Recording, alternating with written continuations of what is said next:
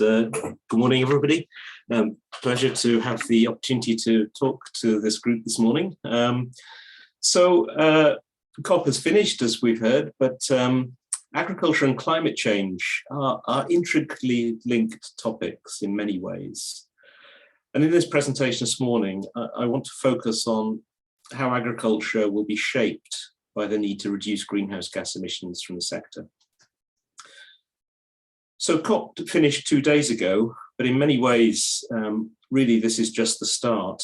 The UK have committed to ambitious and legally binding targets for greenhouse gas mitigation across all sectors. But agriculture and land use are going to be critical in terms of delivering this. So I want to think about what's changed. And I think quite a lot has changed in the last few days and weeks. And one of the really big things that's changed is public opinion. The issue of climate change and greenhouse gas mitigation used to be a very academic issue, but I think now it's become mainstream and public opinion has changed, which is going to have a big impact on policy.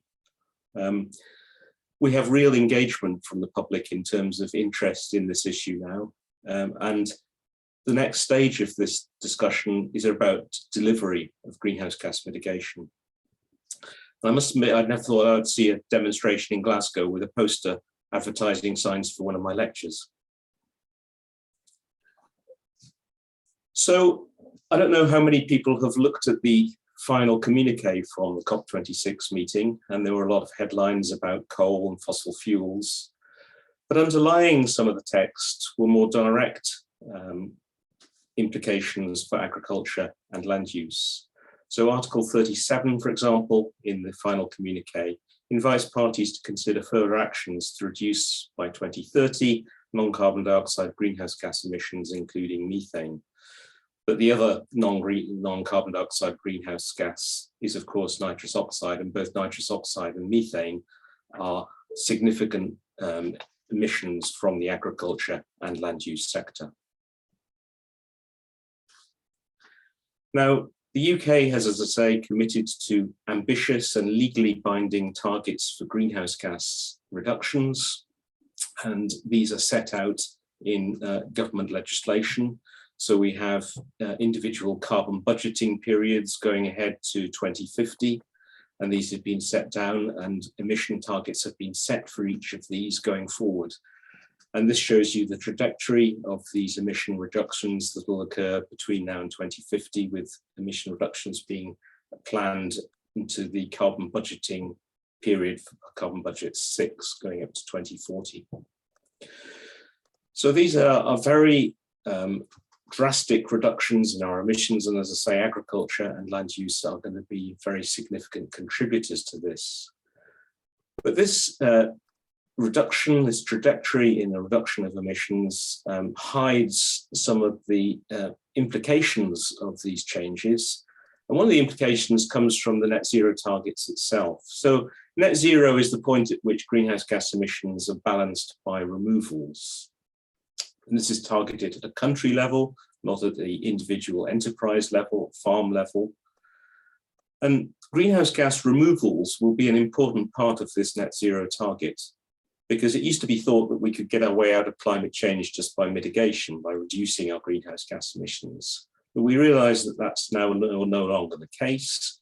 In order to get to the target we want to achieve, we're actually going to physically have to remove greenhouse gases from the atmosphere. In a range of greenhouse gas removal processes to get to our net zero target. So when we look ahead to 2050, the Independent Committee on Climate Change have come up with a range of scenarios that will achieve our net zero target, and all of these involve significant greenhouse gas removals. So these different scenarios represent different opportunities for getting to net zero, with potentially easier and potentially more difficult routes, but all of them, as I say, involve significant greenhouse gas removals. These are the bars below the zero line in this chart. And the light green shaded area of those bars represents the land use sector, which will be contributing heavily to this. The black parts of the bar refer to other greenhouse gas removal techniques, some of which have yet to be developed. But the other thing to be aware of in this chart is the part above the zero line. These are the residual emissions from all the other sectors of the economy. And the two that stand out are agriculture and aviation. These are the two really difficult sectors to mitigate in, and it's recognized that there will be significant residual emissions by 2050 once we reach our net zero target that have to be removed by these greenhouse gas removal approaches. And all that's going to have a pretty big impact on land use in the UK. In order to achieve our removals, we're going to be heavily dependent on the land use sector to get rid of emissions. And we're also going to have to change the way in which we farm in order to get the mitigation that we need. So cropland and grassland areas are likely to decline, while forestry and land use for biomass production is likely to increase. So the UK landscape is going to look very different in the next 30 years if this target is going to be achieved in the way that the Committee on Climate Change imagine we will need to do so.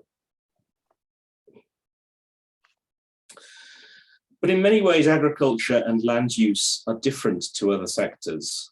For a start, we're dealing with biological emissions. We're looking at non-CO2 greenhouse gases, unlike most other sectors which are dealing with CO2. We're looking at both emissions and uptake. We're dealing with food production, which is a basic human need. So we could argue that actually this is an exception. And anything that we do in the agriculture and land use sector has much wider socio-economic implications. Now, agricultural greenhouse gas emissions, therefore, have been treated differently in the past, and this is the trajectory of agricultural greenhouse gas emissions since 1990. And when you compare this with other sectors, it stands out as being one that hasn't really changed very much. There were some emission reductions at the end of the 1990s, but since then emissions have been pretty static. And this has drawn attention from the Committee on Climate Change that provides the critique of government policy on the climate change mitigation. And they've said progress in agriculture and land use has repeatedly failed to meet indicators outlined in the committee's progress reports in recent years. This was their most recent report to the UK Parliament. So agriculture and land use are already being highlighted as areas where we need more action. There are targets now for reductions in emission in this sector. As I say, that's against a background of pretty little action over the last 10 or 15 years or so. One of the things that we need to do in order to get mitigation is to understand the baseline. And one thing that has happened in the UK in recent years is that enormous effort has gone on to improving our reporting of greenhouse gas emissions. So around 10 years ago, the UK set up a large program of research in order to characterize emissions, particularly of nitrous oxide and methane, with a view to developing an improved inventory and reporting structure. That work has now been completed, and as a consequence of this, we have a new inventory reporting structure that actually has much more granularity in terms of its ability to report greenhouse gas emissions from the sector, and is now really important in helping us move forward with our mitigation strategies. So just to give you an example of this, nitrous oxide emissions, which come predominantly from grassland systems within the UK, respond to inputs of nitrogen fertilizer. So a detailed program of work was carried out at multiple sites across the UK where different rates of fertilizer were added to grasslands using different inhibitors and fertilizer types to try to understand the response of management and climate to those inputs of nitrogen across the UK. And as a result of this work, we've managed to develop spatially disaggregated maps of nitrous oxide emission that take account of those management and climate interactions. And in this graph, you see a response of fertilizer inputs to climate in particular. So this This response is responding to differences in rainfall across the UK, showing higher emissions in areas where fertilizer is added under higher rainfall circumstances. But where do we go from here? Well, many of you will have noticed just before the beginning of COP that the UK government published its strategy for net zero. This is a detailed implementation of the policy objectives to achieve net zero within the UK. It describes strategy across all sectors of the economy, including the agricultural sector. So I think this is an important document to look at in terms of where we think we're going with this strategy. And the first thing to say is that the strategy involves a reduction of greenhouse gas emissions from the agriculture and land use sector. So prior to the strategy, there was an assumption that the emissions from the sector would carry on being pretty static, which would not be acceptable for net zero policy because it would prevent us from delivering that policy. So the new policy is envisaging a strategy in which we're seeing quite significant reductions in emissions from agriculture and land use, with a view to getting down to around 20 million tonnes from the sector by 2050. So what does this strategy involve? Well, there's a mixture of objectives within the strategy. One of the things that strikes you when you read the detail of the text is actually there isn't a lot of detail. So we have headlines such as support for low carbon farming practices, with some specific examples of how this will be targeted through grants for new slurry stores, better use of manufactured fertilizer, etc. But other things which are more general and talk about more strategic investments in terms of industry funding for research, support for new policy objectives around agricultural and environmental management. And a lot of this will be linked to the new environmental land management approaches that are being developed by the government and to working groups on things like nutrient management. So these are the headlines, but there isn't, in my feeling, a lot that falls lying below these headlines, and we still need to understand more about how these different intentions will be realized in terms of implementing a net zero policy. So what needs to happen? Well, firstly, I mean, the government have said they're committed to these deep emission cuts, which will require transformational change in the sector. And we know that there's a lot that can be done to improve emissions from farming practices. These include improved efficiency, alternative cropping systems, the use of smart, technologically driven farming systems, things like vertical farming, better nitrogen use efficiency. These are all the supply side measures, if you like, from the farming industry. We then have a bunch of demand side measures, such as changes in dietary consumption of meat and dairy, the use of lab meat, insect protein, legumes. These things could change the emission profile of the sector. And we need land use change, because land use is going to be in huge demand as we move forward with our net zero policy.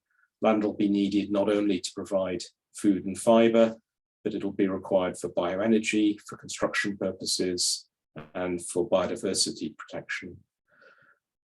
So there's a lot here that we need to consider. And how do we prioritise some of this? One of the ways that we've looked at this in SRUC is to think about the economics of greenhouse gas mitigation, where we plot cost effectiveness against mitigation potential for different measures that can be introduced across the farming sector. So this allows us to develop what we call marginal abatement cost curves. And these curves will rank measures according to how cost effective it is to introduce them. So anything on the left-hand side of this graph, which lies below the zero line, as what we think of as a negative cost. In other words, farmers would be financially better off if they implement these things, even in the absence of a mitigation strategy. And a lot of the things on the left-hand side of this diagram refer to improved efficiency measures, things such as cattle health, avoiding soil problems, improved use of nitrogen fertilizers, and so on. As you move to the right of this diagram, you get more expensive measures, and depending on the shadow price of carbon, these things could also be worth considering. So these are approaches that we use to try to characterize the way in which emission reductions could be undertaken, and they've helped inform the government's carbon budgeting process in the meantime. So to give you an example of one of these measures, the use of legumes in grass mixtures, most of our nitrous oxide emissions in the UK come from pastures, and a lot of that comes from the application of nitrogen fertilizers to pastures. So if we were to increase the proportion of clover in our pastures, we would have a decreased demand for nitrogen fertilizers, reducing nitrous oxide emissions with a potential saving of 0.5 ton of CO2 per hectare per year. And I think, interestingly, with the current spike in fertilizer prices that has occurred as a consequence of the spike in gas prices recently, this is probably something that we're going to see quite a lot of in the next year. But we could ask the question, how do we put some of these measures together? Because it's not about implementing individual measures, it's about implementing a whole range of measures in order to get to the sort of net zero targets we're looking for. And although we're not expecting individual farms to reach net zero, we thought it'd be an interesting question to ask within a farming system where you have complex interactions between management and climate. How could you implement a net zero policy within the boundaries of a farm? And that question is best answered by using some sort of modeling approach. So what we've done is to take our own AgriCalc carbon footprinting model to implement a whole series of measures to try to mitigate the emissions of nitrous oxide and methane, and think about what amount of carbon sequestration would be required to remove the residual emissions. So on the left-hand side of this diagram, you see the sort of baseline emissions from what we would consider to be a typical farm in the south of Scotland. So it's a mixed farming enterprise which has crops and livestock. We've got significant emissions of nitrous oxide and methane here. And what we've done is we've introduced a range of measures that would attempt to reduce emissions from this mixed farming system to get down to as low as we could in terms of emissions with cost-effective mitigation strategies. So we've improved the application of nitrogen fertilizers. We've improved productivity of the beef herd that was on this farm. We've included a methane inhibitor, 3-NOP. We've incorporated legumes into the pastures, used nitrification inhibitors to reduce nitrous oxide emissions, and improved grazing, and introduced some afforestation and woodland into areas that were leased in order to increase some of the carbon sequestration. So the idea of that the baseline levels.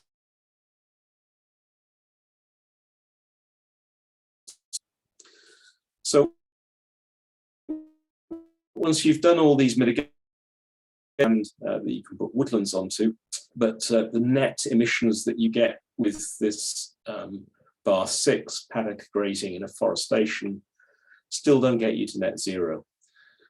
To get to our final net zero target, we needed to use some biochar. So this was converting some of the cereal straw on the farm into biochar and burying that in the soil on an annual basis. And by doing that, by using forestation and the biochar as negative emission technologies, we managed to balance the residual emissions from the farm with emission removals. So we did get there, but there were some costs. And some of these things you would want to do anything. Some of the improvements in N application rate and optimizing beef productivity cost very little and would probably improve profitability. As you move through these measures, some of them become more difficult. 3 NOP isn't really commercially available at the moment, so that probably wouldn't be something that could be done. Increased use of legumes had quite a big impact at a relatively small cost, so that's probably something that would be done. Nitrification inhibitors and urease inhibitors are a little bit more marginal in terms of costs, but they have an impact on emissions, so they're worth looking at.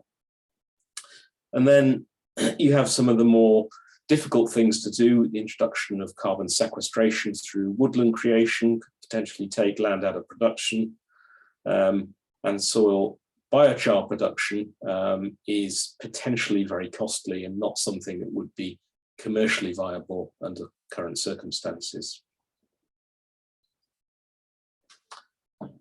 So it's possible to get to net zero emissions within farm boundaries, but practically could be very difficult. And I thought it'd be worth just looking for a moment at what's happening in Scotland at the moment, because one of the things about agricultural policy is it's devolved to our devolved partners for policy implementation.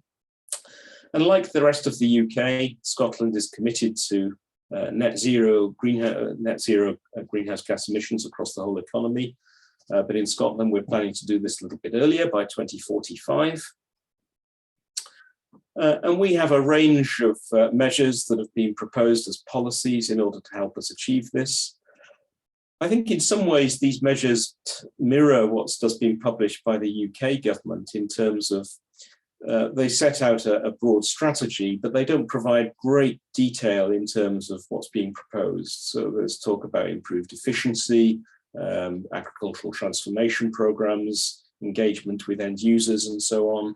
But we still don't get a huge amount of detail on what this is going to involve. And this is something that's being worked on very actively by policymakers at the moment.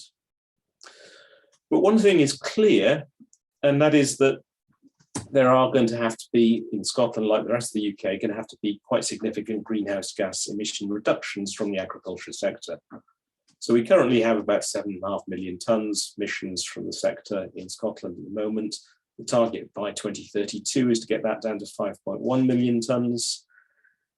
As far as we can tell, the mitigation plans that we have from the MAC analysis can take out about 1 million tonnes of that, which leaves a gap in ambition of about 1.4 million tonnes.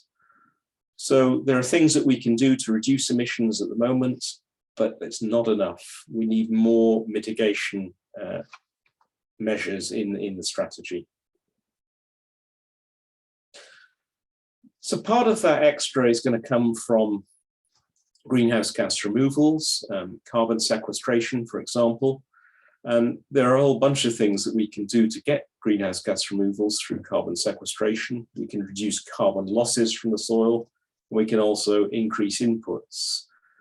And this can come through a whole range of managements, through improvement in soil management, grazing management, rotational management, and so on. And this will undoubtedly help us deliver some of the things that we can't achieve through mitigation in its own right. But there are limits. If you look at what's been happening to carbon sequestration in recent years, you can see that actually the amount of sequestration that's been achieved in agricultural land has been pretty negligible. So in one of the biggest surveys of its type, the James Hutton Institute undertook national soil surveys at 2 dates, 1978 and 2009, so 30-year gap between, in which they looked at great detail about the carbon that was being locked up in our soils over that period. And they showed that the change in carbon stocks in the arable and improved grassland areas across Scotland, which represent a large proportion of our agriculture, were pretty negligible. There were some changes in woodland and moorland carbon stocks that were significant, but changes in our agricultural soils were non-significant. And I think this reflects the difficulty in trying to shift carbon stocks in some of our soils. Particularly in Scotland, we have pretty high carbon stocks already, so getting more carbon into those soils can be difficult. But of course, we can do more than just carbon sequestration. And one of the things that the UK government is depending very heavily on is a technology called biomass energy carbon capture and storage. So this is a process by which we grow biomass, capture the carbon in woody biomass in trees. We then use that biomass to create energy, but the CO2 that's released from burning that biomass is not released to the atmosphere, but it is removed from the manufacturing plant and then buried in an underground reservoir. So this is effectively using photosynthesis as a way of removing CO2 from the atmosphere permanently and burying it so that it doesn't subsequently escape. This is one of a range of negative emission technologies. Other things such as mineral weathering, direct air capture, ocean uptake, and biochar are also possibilities. But the government has put most faith in this biomass energy carbon capture and storage technology. I think there are concerns around this because whilst the theory is great, this isn't something that has been developed so far in practice. And we've got very little time to implement this at quite large scale in order to meet the targets that we've been set.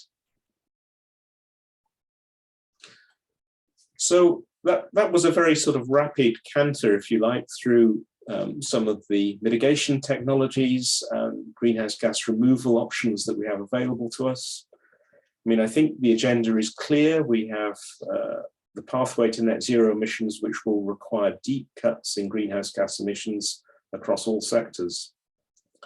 And for agriculture, this is still going to leave us with quite a significant emission to offset, a residual emission that we can't remove. So as I say, we're going to need to use these negative emission technologies, afforestation, carbon sequestration, biomass energy, carbon capture and storage, biochar and other things to get rid of that residual emission. But what's clear is that the land use sector is going to be critical, both in terms of mitigation and greenhouse gas removals as we move forward with our strategy. There are still lots of unknowns. We don't have enough mitigation tools in the toolbox yet. We need to develop more of those, and we've got very little time to do it. We need to think about how the mitigation options that we've got at the moment are going to be implemented, all sorts of socioeconomic factors to consider there. We need to think about some of the interactions that are going to go on if we get more carbon into soils, about how those will interact, for instance, with greenhouse gas mitigation. So there's going to be plenty to keep us busy in the years to come. And as I say, COP26 may have finished on Saturday, but in many ways, the work just begins here. So I'll stop there, and thanks for your attention. Thanks very much, Bob. That's really fantastic summary of what's going on now. So I'll encourage everyone to ask questions. I'm sure there will be plenty of questions and start to come in. So let me kick off, though, first of all, about the farmers and the thoughts that they could plant trees instead of using in some of their land. So is there a reasonable payment plan set up for that? How would that work in practice? And are farmers that you've discussed with, are they in favor of that sort of thing? Yeah, good question. So the payment structures are being developed through the environmental land management schemes, and they will be in place because, I mean, finance is a critically important part of these plans. We can't move on this strategy without financing. And one of the things that I think is going to be interesting here, I mean, there's obviously government financing is going to be put into this to support this delivery of this policy, but I think private financing is also going to be available. And corporate investment schemes are sort of waiting for good MRP, or monitoring, reporting, verification schemes to come on board within the agriculture sector to help them invest in these changes. So are farmers keen to do it? Well, not unless the money is there. So it's, that's critical. But I think if the money is there, then yeah, farmers will change. And we're not talking about foresting prime class agricultural land. We're talking about marginal areas of land that most farms would have available. And I think if the funding is available, that sort of thing could take off. Okay, so we do have questions coming in now. So question from Sasha White. Are there any risks associated with burying CO2? Well, I suppose the main risk would be that the CO2 escapes again. But I guess if that happens, you'd be no worse off than you were originally, because it just goes back into the atmosphere. I mean, the reservoirs that they're looking at for burying CO2 are mainly the sorts of reservoirs from which we've extracted natural gas. So we've taken natural gas out from underneath the North Sea. There's no reason why we couldn't replace those reservoirs with CO2. And as I say, potentially you could get some leakage, but if it does leak out, it's just going back to the atmosphere where it would have gone anyway. Yeah. So a question from Chris Walwork. He asks, do you have a feeling about the balance between UK grown versus imported food as regards CO2 balance? Yeah, so this is about territorial versus consumption-based emissions. And that's a really important question, because if we don't get this right, then the way to deliver mitigation in the UK's agricultural sector is just to close down agriculture. So theoretically, by stopping producing crops and livestock in the UK, we could meet our targets for greenhouse gas emissions on a territorial basis, but we'd do nothing to help the global climate. In fact, we'd probably make it worse, because we'd be consuming products that were produced elsewhere, possibly with higher emissions. So it's critical that we implement policies that deliver lower emissions within the UK and minimize any increased import of goods and services from overseas where possible. In terms of the balance, I mean, so the UK obviously isn't self-sufficient in food production. We depend on imports. And we want to make sure, as I say, that we maximize productivity within the UK in order to take advantage of the low carbon farming approaches that we want to develop. Okay, so a question from Joe O'Leary Quinn. She says, evidently net zero aspects are not being included in new trade deals. How will the UK agriculture remain competitive and implement carbon reduction if this is the case? Might we be importing the carbon? Yeah, I mean, absolutely. So that, I mean, this links to the last point that I just made. I mean, and you know, there are huge potential downsides in our food production systems that we have at the moment. So we're heavily dependent, for instance, on soya imports from South America to feed our livestock systems. I mean, this is something that is critically important in terms of reducing the carbon footprint of the products that we consume, but not necessarily our territorial emissions. And there's a lot of work going on at the moment to think about things like protein security within the UK and Europe. UK isn't alone. The rest of Europe also is heavily dependent on protein inputs to feed its livestock sector. But there's no reason why we couldn't change that. We used to grow most of our own protein. If we did more of that, we could reduce both our own emissions and emissions on a global basis. So I think that's really important. We've had a couple of other questions along the similar line about imports, so I'm not going to answer all of those ones. So a question from Rosalie Sanders.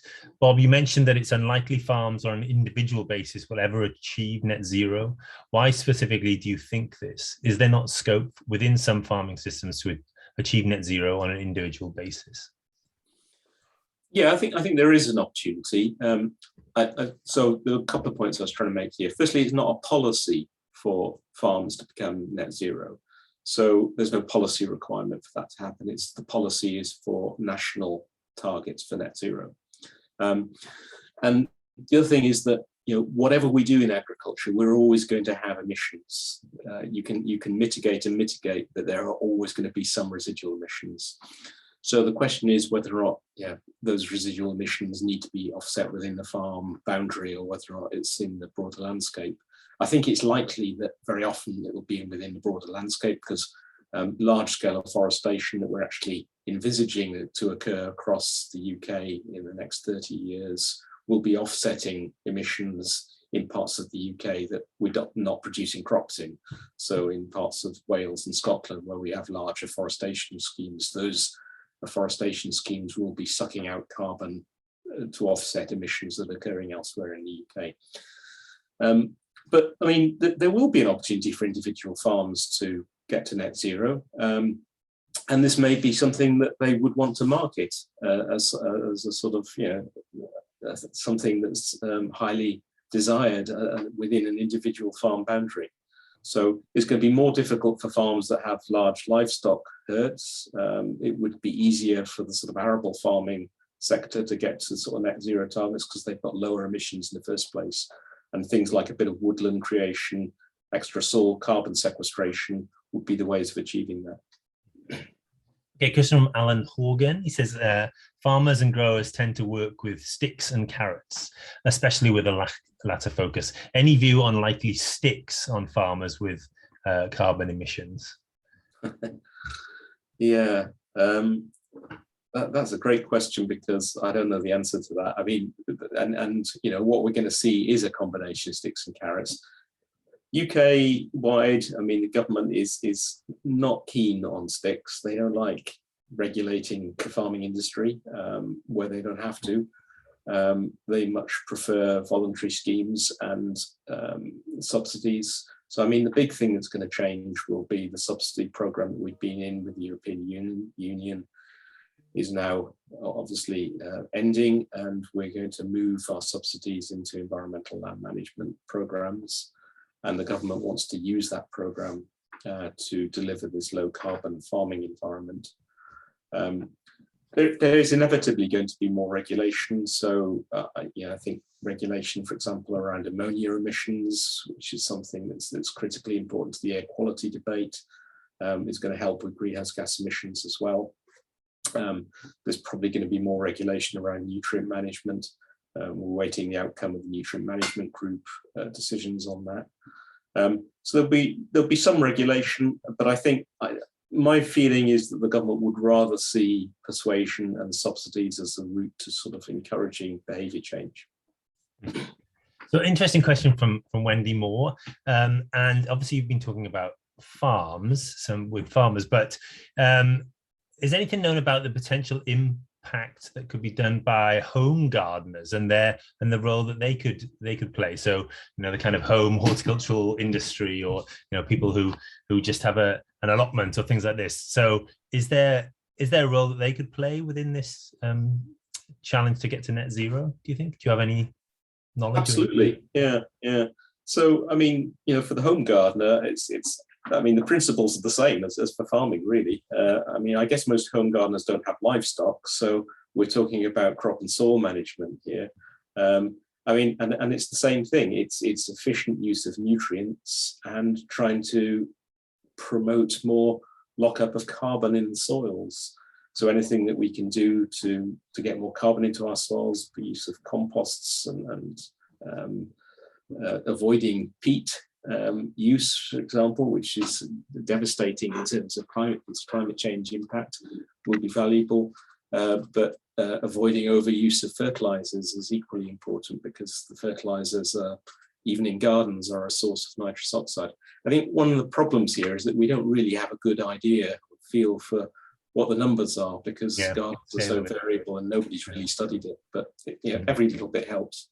Yeah, absolutely. So, question from Gertz Richter.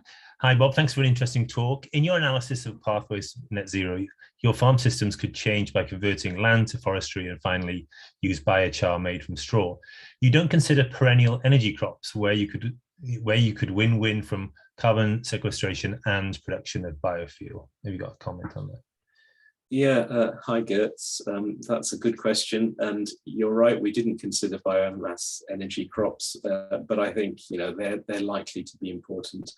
I mean, we chose the easy route, if you like. I mean, we'd done some work on biochar. We'd looked at carbon sequestration, so we did have some woodland in there, which kind of is equivalent to bioenergy.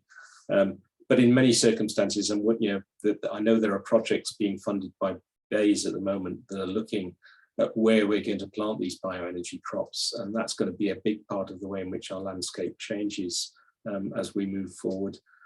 So bioenergy, whether it's for carbon capture or just for bioenergy, is going to be really important. A question from, just have a couple more. Thanks for taking the time here, Bob. So, coming from Becky Harding, she asks, will it make life more difficult for farming to reach net zero if they start selling carbon credits? I think so.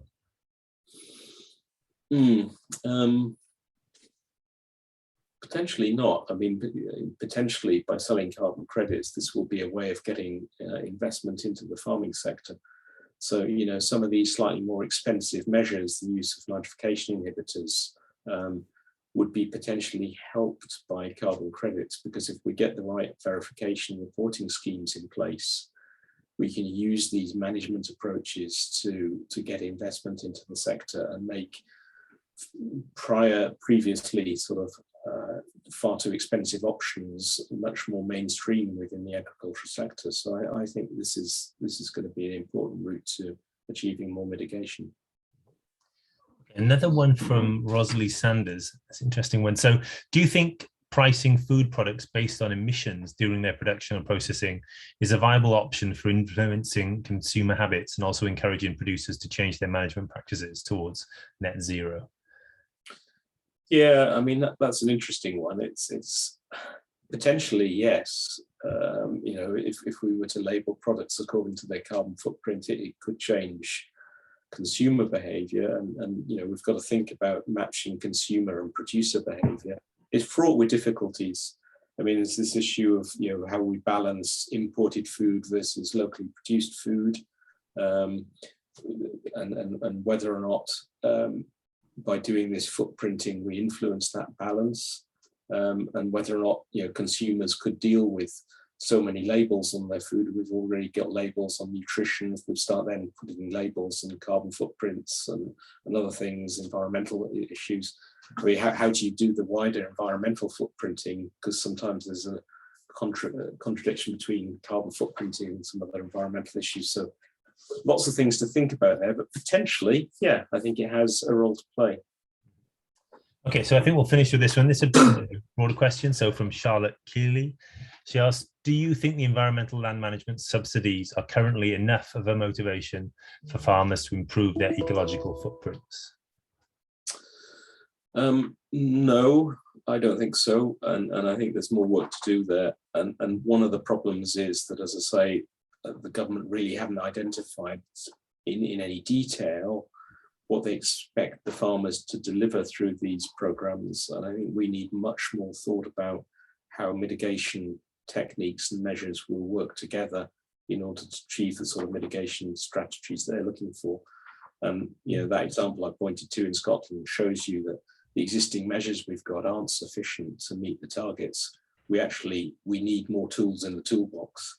And that's going to have to work with these environmental land management programs to help deliver this. Okay, so thanks very much, Bob. I think we'll leave it there. So Alexi, the question about agroforestry, but I think we touched on that at the very start of the question. So that's really great. Thank you very much, Bob, for taking the time to give a talk. And then